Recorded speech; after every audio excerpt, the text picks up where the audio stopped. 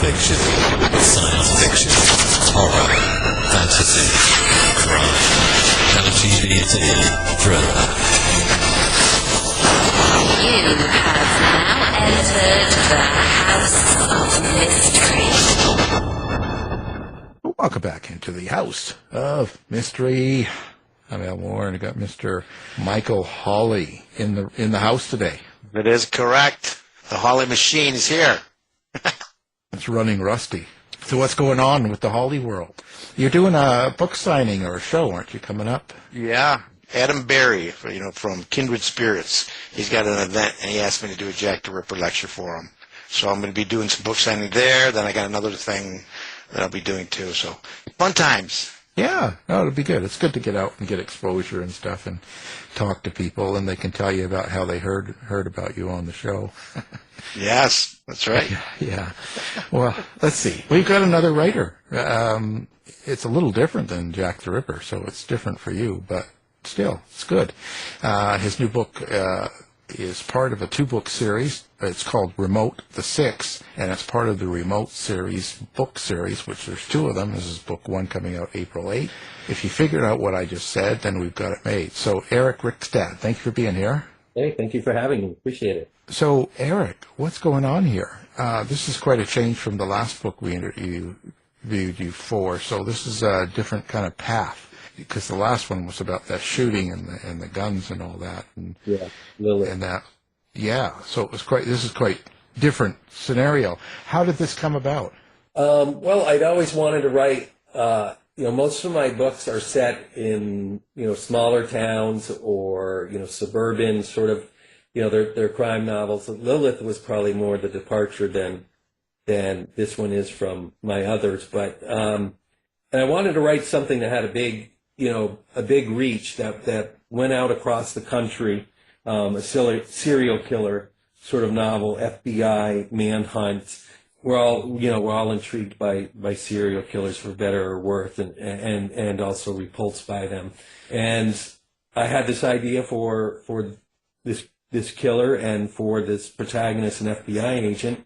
I knew something was going on with the serial killer that was different from any other that I had read about, and also brought in, sort of a sidekick to the by the books FBI agent who's been sort of forced upon him and claims he can, remotely view people and events as they happen. Of course, this FBI agent wants absolutely nothing to do with it, but he can't not take him on because even the FBI director has forced him upon him. So is that person employed by the FBI, or is it kind of a third party?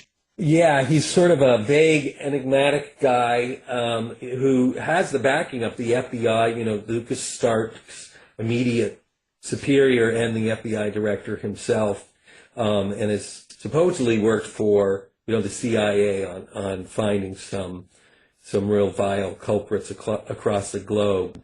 And part of what I wanted to do was, I'm a skeptic of such things. I'm a skeptic of sometimes books and movies that even have them unless they're done a certain way. And so I wanted this Lukas Stark to be very much a cynic and a skeptic, as he can be about most things in general anyway. Sort of have this remote viewer that he's forced to work with convince him and sort of me and the reader themselves of his validity of what he's saying he can do.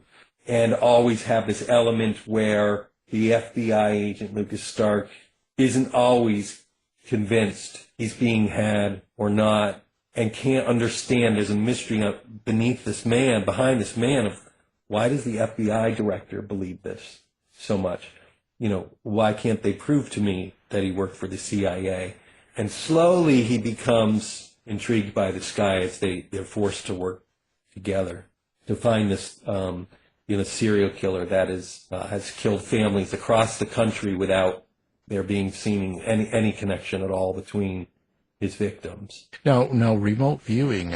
We had a remote viewer on the show, one that worked for the program during the CIA Cold War sort of thing, when the Russians were attempting to do some sort of remote viewing and to learn information from America and stuff like that. And so what's your research on that, or did you do any, or did you talk to people? How did you write a character that could do this? Yeah, I did a lot of research into it. And it is one of those fields or abilities that is vague and sort of mysterious and not ever really fully proven. But there are some cases with a former police detective, I think he was actually even a chief at one point in California, who supposedly helped with finding the people behind Patty Hearst's kidnapping. He mysteriously died later in a Las Vegas hotel room, and that was the most intriguing part I'd seen. And I started digging down into the CIA and what they did and what they believed, and I watched Wormwood, which is a great documentary about CIA and not necessarily this, but the lengths they'll go to try to get information, keep information, put their agents at risk, convince them of certain things that they're doing are justified, and that plays a whole role. This Gilles Garnier is his name, the remote viewer's name, and he realizes he has a hard time proving to these people that he can do what he does, and he has a very strange background that starts to reveal itself of how he worked with the CIA and came to understand that he has this, and how the CIA sort of both groomed him to be this and involved him in this program for decades to try to hone his skills and harness them for their own means. So this is affecting Lucas's worldview, isn't it? Kind of like he's an agnostic, or almost, and then this is breaking that. Yeah, and the more this guy Garner starts to convince him, the more he sort of lost himself as to why he was brought on for this particular case. Because like Lukas Stark, he says, look, I don't have any interest in serial killers. I don't really read pop culture. I don't really watch TV. I keep to myself. I don't have any expertise, and Lukas Stark is, well, that's great for your CV to say, I don't have any other experience in this field at all. Garner himself is sort of unsure of why he's been brought on. There's just something else at work that neither of them are aware of at the beginning of the novel as it unfolds, and they learn there's a lot of machinations going on behind the scenes that they slowly become aware of. See, nowadays the remote viewers would have an easy job. They just receive a text with the latest plans. Yeah. They don't have to worry. Poofy.com. You're a journalist with no reputation at all. Yeah. Well, that's right. That's why they put him on there, right? So what's the premise behind your story here? You've got 2 books. Is that all there's going to be?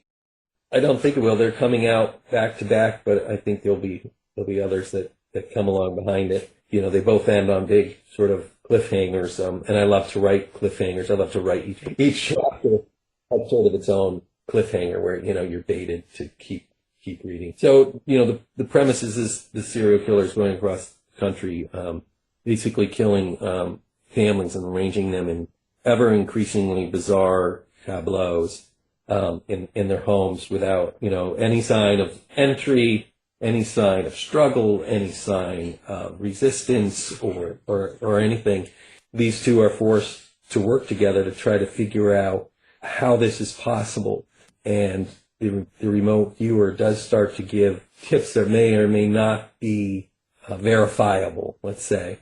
As they go along, they start learning more and more about this killer and learn more and more about how he was involved in the remote viewer's past. And without giving too much away, it sort of unearths this whole conspiracy, or like, as I was saying, the curtain is pulled back as to who this killer really is and who this remote viewer really is, and how in some ways they're both being manipulated by the same people to arrive at different means. Whose point of view do you tell this story from? Mostly Lukas Stark, although also the killer's point of view, which I like a lot. Really like that in Red Dragon and some other great sort of FBI manhunt thrillers.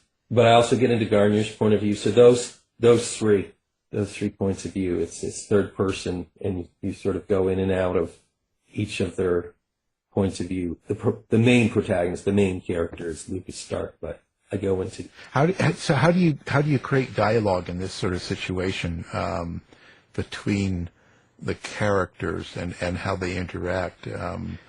Is there a particular way you do this? Do you have, like, do you yourself hear your characters or see them? Do you have kind of like a picture of who they would be or a thought of what they would look like? And do you kind of have a way of how they would speak and things like that? Do you kind of, or do you have a different method? Yeah, no, it's sort of, as the more they speak, the more, there gets to be a rhythm of their patterns of speech that sort of reveal who they are as characters. Garnier doesn't know a lot about the program he was in himself. It's very narrow, limited life he's led. So he talks in a matter that's very sort of clinical and mathematical and sort of scientific. And Lukas Stark was sort of born a curmudgeon kind of guy. He wants the proof. And as they speak, their patterns come aware to me, and they sort of take over. And dialogue's been one of the things it's always come the easiest to me once the banter gets going, or once it really gets going. With the killer, who does eventually engage with them, and it becomes very much a cat and mouse game for him. For one reason or another, it was very easy to get his manipulative, controlling, menacing voice. That was just sort of there, and it starts with him at a scene where he's about to do what he does. That one little three-page first chapter of him waiting for this family to be done, to be settled in to watch a movie for the night, just had his voice right in, literally and metaphorically. It's a voice for him and how I write him. Do you write with a purpose? And I mean this in a way of, is there a subtext or a thought that you want readers to take away from the story, or is this just pure entertainment? No, I've always, in my crime novels, focused more on the victims, and not had it be straight out entertainment. I want there to be takeaways, whether it's the justice system and how it works and how it fails, or whether, which happens a lot, and also, have the victims play a big role. When Lukas Stark is at the first crime scene, the way it's described as not he's very emotionally involved, even though he's a curmudgeon. He has a dark past that happened in his childhood that sort of led him to being an FBI agent, and he takes things very personally and emotionally. And so when he's looking at it and surveying it for this living room for evidence, and to get a feel of what's happened here and what that might mean as far as him, thinking about the serial killer, he tries to push his own son out of his mind and sees things very much, like an empty glass of wine sitting there and those types of things as, a whole family extinguished, and how that's going to affect the neighborhood and the town they live in and the region they live in. There'll be grieving and there'll be fear, and these people now will have their lives remembered through a filter of violence, how it ended, and they'll be known as that family that lived in that house instead of for who they really are and were. So in that way, that's sort of how I set most of my novels, that there's repercussions, there's consequences for these acts that aren't necessarily addressed in straight up just, thriller where here's the victims are forgotten. They're just sort of part of, someone has to be a victim. We're after a serial killer, and let's just move on. So I try to address it that way. How does this affect you? Like, what do you get out of writing a book like this? Must be because it's pretty deep subjects in a way too. You're kind of covering things that are, in some cases controversial, more so in other books than this. But do you find that it affects you in any sort of way? Oh yeah, it does. And I could, there's something happened to me when I was in high school in the late 80s. I had a friend that lived in our neighborhood. He was like 4 years older than me. So I was 12 and he was 16 when he first moved in. And he moved away when he was 19. And a couple years later, I was watching CNN, and there's this, what I believe is, and I think it's been proven out, is the first CNN live fugitive chase on TV. And this was like 87 or something. So it was very early on. And CNN helicopters chasing this fugitive who had just robbed a Denver bank, armed robbery, and was fleeing through all these backyards. And they're following him, he starts shooting at them with his handgun. He tries to kidnap a mother and her son and steal their car, but they escape. I'm watching this live, and it's, I'm just, what the heck is this, right? Then he finally kidnaps an old man and gets him to commandeer his pickup truck, and they end up running down a state trooper live on TV and killing him instantly. And finally, and the CNN helicopter pilot was a former Vietnam vet helicopter pilot. He finally has had enough, and he puts the helicopter down, which went totally against CNN's protocol, like in front of this truck in a parking lot of a supermarket. And all these FBI agents and cops and Denver police and state police, they get the older man out, and they surround this truck, and they open fire live on TV and shoot this guy 17 times. And I'm just, what the heck is going on? Then they show the guy's mugshot, and it's my friend. My blood ran cold. They said his name and showed his mugshot. He's 21. Anyone who knew him from where I grew up with him in Vermont up to the 2 years before he, since he had left Vermont, knew him as charming, athletic, funny, handsome guy who would go out of his way. He'd charm your, kitten to your grandmother without hardly saying or doing anything. No violence, any of this. And he was on the run he was a fugitive from a Texas prison because he had kidnapped the kid and put him in the tool vault of his pickup truck. The kid only escaped because, of course, the tool vault's in the back bed of a pickup truck. The hinges are on the inside, so no one can get in. So he used a screwdriver and a hammer to get out. And he was doing 25 to life in a Texas prison and escaped. And during his escape, he came to Vermont, and no one knew he was a fugitive. And I saw him, and he was talking. So anyway, that's what really drives all of this, is both the victims, and then how did this happen? How did this guy I grew up with become this in 2 years? And there was a story behind that which didn't make sense, but it informed you as to why he had this side to him that had happened to him previously before they moved to Vermont from D.C., and why they left D.C. to come to Vermont. And so when I write these things, sometimes it's a little bit of trying to understand that, I think. Like the same way we try to understand serial killers, we never will. What they do is unfathomable to us. And I think we sometimes, watch these documentaries about them or read these books about them, because it's almost as if, if one of them would say something so I could understand it, I could stop being sort of lured into their whole mythos kind of thing. So when I write about victims and things like that, and then also police and the justice system and how it all works together, it's all very intriguing to me, but it does have an impact while I'm writing it, for sure. Right. Yeah. Yeah. It's something I've been doing serial killers for years, and I don't think that we'll never know, and definitely not in our lifetime. And a lot of the shows you watch, they always have some sort of answer, but it's kind of vague at best. But, I thought when you were talking about that CNN chase, I thought you were going to be talking about Michael. He was running once. Because I used to fly helicopters. And I was in the military flying them, but I didn't get to see any serial killers. Yes, and where's Michael? Yeah. Well, there you go. See, I do. Back full circle.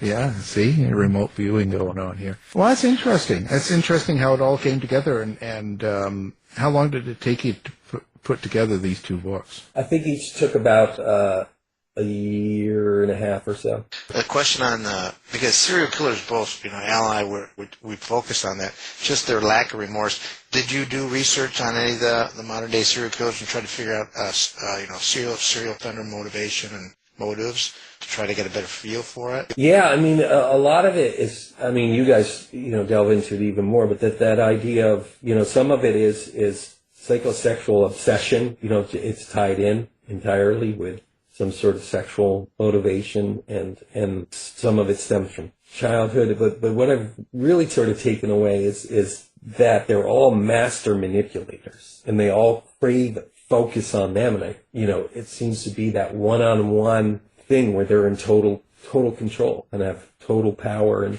Lukas Stark's, the way he approaches it is different in that, one, he thinks it's an addiction, like any other addiction, like gambling, like drugs, that there's an addiction for the serial killer that, like even Dahmer, he has said, I wanted to stop. And I kept thinking this, and I would try this. I'd do things that were vile and reprehensible, but I wasn't killing anyone. And I tried, and I couldn't. And I'm glad I'm being put away, essentially, to the judge. And he, Lukas Stark believes, this is really not to avoid any accountability or anything like that, but that there's an addiction there that increases with time. And some serial killers have said they've tried to stop, and done, like I said about Dahmer, and they just can't do it. But it's not like something you can go, to an AA meeting or some other meeting and get support and say, because you've already done things that will end you up in prison. I got that some from my research too, and decided to extrapolate that into Lukas's sort of worldview that these are addicts who get a high from it, and they're addicted to that high and that rush and the endorphins and what it does to your brain and all of the other patterns that you see from any other addiction. And so it may not even be that was like their intent, but then they kill that first person. It's such a rush, and it's so powerful, and it separates them from everybody else, and they can't not do it again. Although it's interesting because a lot of killers out there who have killed 2 or 3 women, which would, be serial killer 2, 3, 4, and then stopped. Every day you see on CNN, another 68-year-old guy who killed 3 girls in 1973 to 1975, and then got married and raised a family and owned a hardware store. Familiar DNA caught him. Yeah. After 3 decades. Without that DNA, they would still be walking around and running their hardware store. And if you think about all the girls that go missing and are assumed to have been killed, now some run away and some, meet accidental deaths, but a vast majority are unsolved murders. And if you think about how many of those there actually are, that means that there's still someone, if it didn't happen too far back, alive that did this, and, it's, so that intrigued me as well. With the serial killers, yeah, there's that sense of control and power and the thrill and the rush. And so that's what I took away most in the research I did. Although this serial killer has a whole different reason than most any that I read about. He's addicted to the killing, but he thinks it's going to allow him to feed this other addiction he has that's even greater. He feels that somehow these victims of his have answers for him that only they, to sort of unlock, keep control over this other addiction that he has. Yeah, it's interesting. It's so much about setting. Any serial killer that I've met and talked to for a while and interviewed, I think that it's all the setting is part of what they're doing. It's part of the thrill. So they, how they set it up and how they become whatever it is that they do. And as they get further into it, the pain of not doing it becomes stronger than the thrill of doing it. Right. And it's if they can't control that pain that they have from not achieving their thrill, that's when they kind of get out of control. And the ones that stop, I think, are the ones that end up controlling that. Yeah. Again, they're just little things that you pick up from. That's why when you go to interview one, they're so manipulative when when you're in a prison or something. They hold all the cards and they know it. So that's another point of them having the setting where they can perform. Right. Yeah. It is. And for a lot of them, it is the star, and they're the director, and they're the writer and producer, and they have total control. Yeah, they want to learn everything and how it's going to act and react to them in the setting. That's what they did outside, and that's what they do in the prison if they survive, like Dahmer didn't survive. But wow, it's a pretty interesting field. It really is, but it can be depressing. It's confounding, and it sort of draws you and lures you in almost the way they might. the inexplicable behavior of, when you get down to it, a human being hunting and killing another human being. I'm going to decide to kill this person. Yeah, my daughter says, "Dad, that's kind of weird." Yeah. Yeah. I'm not sure if I like you doing that, Dad. Yeah. Yeah. And the fascination goes back, you're talking about Jack the Ripper, and it goes back before then, and it goes back to the 1500s as far as I could find, the Wolfman in Italy who killed 3 or 4 young kids and was a cannibal and, terrorized his town, and that was 1574. It's not like it's, there's all the Netflix and all that, but it's not like there's this fascination, and it's new at all. Yeah, it's a strange world we live in. Yeah. Well, so listen, fantastic. Now, the one book has come out April 8th, and the other one comes out fairly quickly after, I think July. And you might be doing more. So where do people find Eric? Do you have like social media, website, lemonade stand?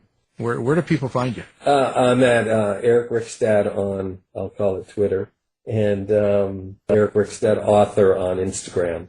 Those are the 2 best places to find me. 2 best places. Okay, well, we'll put that up along with your books, and we're glad you had time to come by and talk about what's going on with you now and with the books and everyone. Book 1 of the Remote series, April 8th, and it's Remote the 6th. Eric Rickstad, thank you for being here. Thank you very much for having me. I appreciate it. Nice speaking with you, Eric. It's nice to speak to you, too.